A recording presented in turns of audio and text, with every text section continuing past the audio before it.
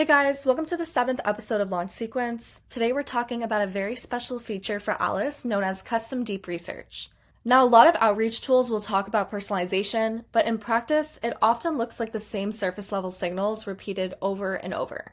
For example, hey, I saw you started a new role, or congrats on the funding, or noticed your team is hiring. Those messages reference something real, but they don't show much understanding, and buyers can tell when outreach lacks real context. Alice's custom deep research is built to go beyond that surface layer. It's like having your very own research analyst for every single lead you reach out to.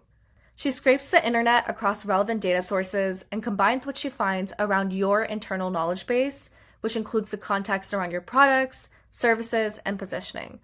When the research is complete, Alice produces a report that doesn't just summarize a prospect. It connects what's happening in their world with where your offering can add real value, using insights informed by both external data and your internal context.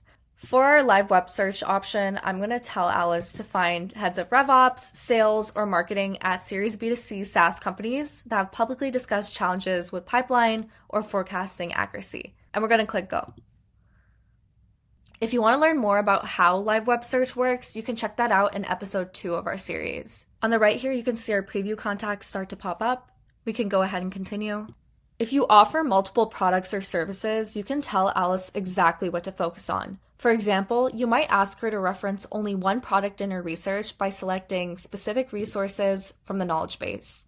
Alice will still analyze the prospect deeply, but every insight, recommendation, and messaging angle is framed around that specific offering, keeping outreach focused and relevant. You can also guide Alice with additional context. You can even use CRM variables to scope research to a specific company, title, or account list, all of which shapes the final output. For example, here I'll put narrow the research down to Alice's value add for outbound, not Julian, and click apply.